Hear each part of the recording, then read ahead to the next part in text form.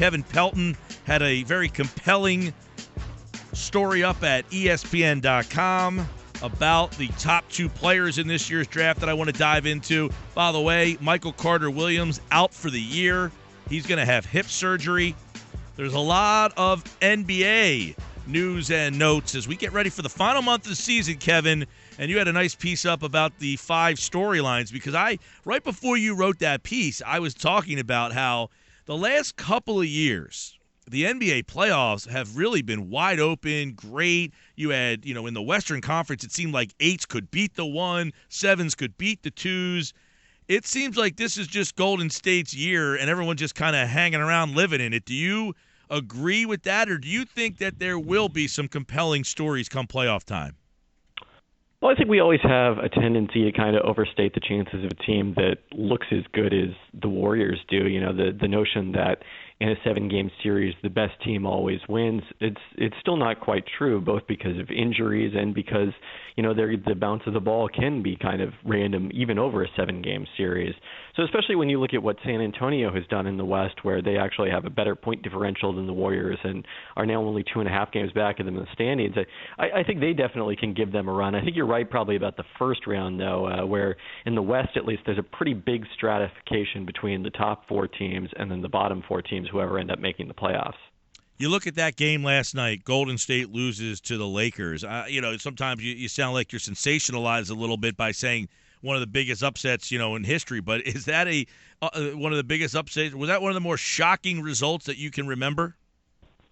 For sure. I mean, I think the finding from ESPN Stats and Info that Baxter Holmes was tweeting out yesterday was it's the biggest upset in terms of winning percentage beyond the first 20 games of the season. So obviously when you're past like an 0-2 team beating a 2-0 team, which is kind of meaningless. So yeah, it was definitely unexpected, but it kind of fits with the narrative of the Warriors season, which is that they've risen to the task every time they've played one of the other contenders in the league, and when they've tended to stumble, it's been against weaker teams. Maybe not as bad as the Lakers in the past, but certainly not, contenders. Kevin Pelton, ESPN.com, is with us here looking at the NBA. What about that race for the top seed in the West? I think what Golden State has done has overshadowed the season the Spurs are having. Would you be shocked if the Spurs ended up the number 1 seed? Is that one of the top things to watch down the stretch? Certainly in terms of, the impact that it's going to have on who wins the championship, I mean, I think it's probably the most important thing to watch. It still seems like a long shot to me because, the Spurs, even though they've won all these games, winning the regular season is not necessarily, I think, as important to them as it is to Golden State with this pursuit of 73 wins. But it's ultimately probably going to come down to those teams play twice in the final week of the season. If San Antonio can stay within striking distance and then, really decides to play everyone in the last week of the season different than they've done in the past, then I think they've got a chance. If the Warriors can open up, if it's like a 3-game lead going into that last week and it's not really close enough for San Antonio to go for it, that's when I think we'll probably see Tim Duncan resting that last week, Manu Ginobili, guys like that. Kevin, who's number 3 then in the West? Who would be that next team after San Antonio and Golden State that you think that could upset one of those 2 teams if it came down to a 7-game series? Well, all year we've assumed that that's going to be Oklahoma City because the Clippers got off to such a slow start. But after the Clippers came from behind to beat the Thunder last week, that's suddenly a competitive race. Doesn't help the Clippers that they blew a game on their home court the other day that was a very winnable game. So, now they don't quite have as much steam in that pursuit of the 3rd seed. But I think definitely question marks about both of those teams. The Thunder have given the Warriors as good a run as anyone. The Clippers have led them in the 4th quarter. But neither of those teams can seem to quite get over the hump. So that's what makes it so important to get into that 3rd seed and try to delay facing the Warriors until the conference finals. Over in the East, I think if you're just kind of casually watching because Golden State's got everybody's attention, do you think Toronto is a legitimate threat to Cleveland in the Eastern Conference Finals if they both make it that far? I think they can make it competitive. I'm a little wary of saying that someone can knock off Cleveland because this time a year ago we had Atlanta on their way to 60 games, home court advantage. The second consecutive year that LeBron James's team did not have home court advantage in the conference finals, and both times they've won those series pretty easily. So it doesn't seem to matter as much in the East as it has in the West, just because of the fact that, when the games are the biggest, keeping LeBron James on the court for 40-plus minutes a night, his impact has been so big that it's been tough for anyone to beat them. But, certainly very meaningful for, Toronto, which has never won a playoff, which hasn't won a playoff series, rather, since the early 2000s. Losing to the Sixers the last time they got to the conference semifinals. It's huge for them to get that second seed, have a chance to win a couple series, and then potentially have that matchup with the Cavs. Kevin Pelton is with us. The East, it seems like if not Toronto, who is this just Cleveland? Even though a lot of people are kind of, I don't want to say souring on them, but they've got their own issues. They haven't really stood out. I guess a lot of that gets dampened by what Golden State's done. But is there a team in the East that is a dark horse? Well, I think Boston and Miami are both in the mix now. Boston, everyone looks at them as a team that's kind of a fun story in the regular season that's not going to continue in the playoffs, and maybe that is the case. They got waxed pretty good by Cleveland in Cleveland the other night after leading early in that game. But, their point differential suggests that they can be competitive in the playoffs. So a lot of that is built on their depth, which isn't as useful in the postseason, but I think definitely can win a playoff series, and, maybe two. It would be a pretty good matchup with Toronto. And then you've got Miami coming on lately. I think when Chris Bosh was ruled out because of what they still haven't announced, they're still waiting to figure out his status, but probably out for the year, seemed like that was kind of the end of their chances because they'd been so much better with Bosh on the floor. But they've reinvented themselves as a small ball team with Luol Deng and Justice Winslow playing power forward. And then the addition of Joe Johnson has given them more shooting on the wing, and all of a sudden they're a really good offensive team and maybe a bit dangerous. Yeah, interesting. The East, and then there's that battle for like the final 4 or 5 spots in the East here. I mean, is it even relevant? Do you think one of those teams, as you just kind of mentioned, it doesn't matter really who those 4 or 5 teams are. It doesn't sound like they're poised to make deep runs regardless. I mean, I think that those teams can probably realistically believe that they could knock off Boston and Toronto if they got up into the 6th and 7th seeds. You just have to look at the experience of the last couple of years where the Raptors have had home court in the first round of the playoffs and lost both of those series. I think this is a better Toronto team, but certainly you'd believe that you can do it. And you've got some teams. Atlanta was in the conference finals last year; they're in that mix. Charlotte and Indiana have both played really well this season at times, and then it's still a wide open race because Washington has forced their way back into it. And then the other team with playoff experience is Chicago, which is no guarantee to make the playoffs. All right, Kevin, I want to switch gears real fast over to a lot of the NBA draft talk that especially is very hot in this region with the 76ers squarely looking at the NBA draft. The top 2 players in this draft. Now, I've contended for a lot of this season that I think you will start to see Ingram's name gain more steam down the road here. But Simmons and Ingram, what is your take on those 2 guys? Are they the clear 1 and 2, and do you think that Ingram will make a run at being the top pick?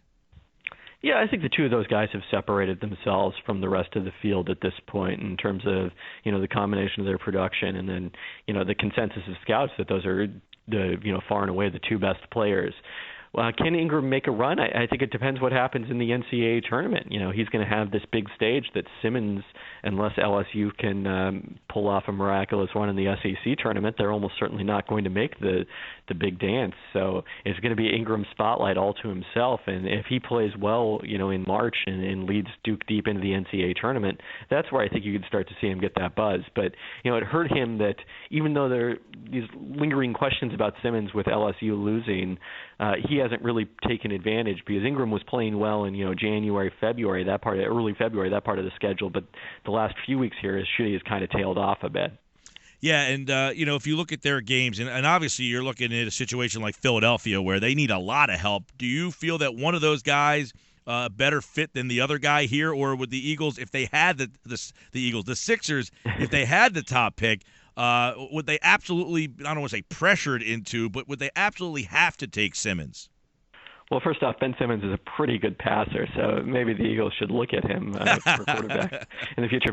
I think that Simmons would be more of a challenge to fit him what they're doing just because of the fact that I think his best position defensively is going to be power forward, and obviously there's such a crowd in the front court for the Sixers already.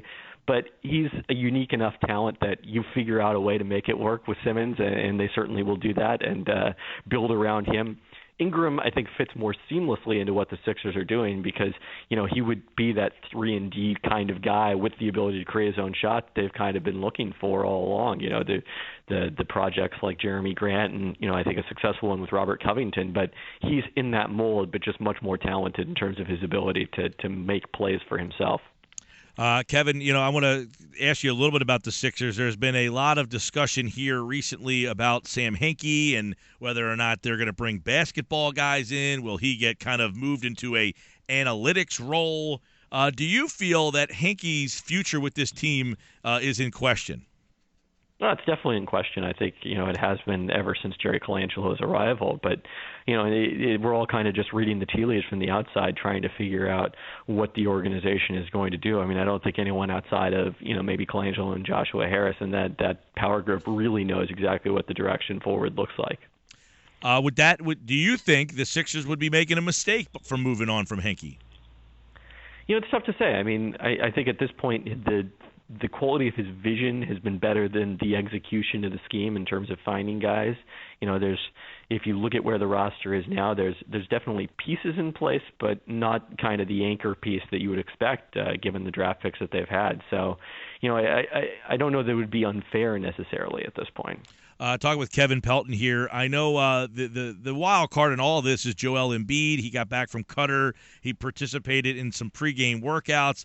I saw him live recently where he virtually wasn't leaving his feet. He's now doing that. You're seeing him leave his feet, jumping a little bit. Are there talks, Kevin, around league circles that the Sixers are starting to feel better about Embiid's his possibilities of getting out on the court? Not this year, but for next year. Yeah, I can't say that I've heard that, but I haven't heard the opposite. Might know a little bit more after talking to people at the Sloan Analytics Conference this weekend where, that there'll be a lot of buzz, I'm sure, about that sort of thing. But, it has to be encouraging anytime you get a chance to see him doing things on the court because how good he has the potential to be and was before he was injured. All right, Sixers back in action, by the way, Wednesday night. Kevin Pelton, ESPN.com, is some storylines for the NBA as we get down to about the final month of the season here. The Sixers, by the way, eliminated from playoff competition for another year. But we'll see, Kevin. I mean, do you think that they will be an interesting – they better be, otherwise they're going to start to lose people here. But are they going to be a team that you think has a big offseason in them? I don't know about big off season necessarily. I mean, it definitely has the potential to be that if they want to start making decisions about the big guys and which ones are part of their future core and, who might be more attractive as trade bait looking forward. I don't know if they're necessarily going to make that decision this summer, but I think they will start moving towards competitiveness. All right. Kevin, as more NBA news, the draft comes up, we'll talk to Kevin more. Always appreciate the time, Kevin.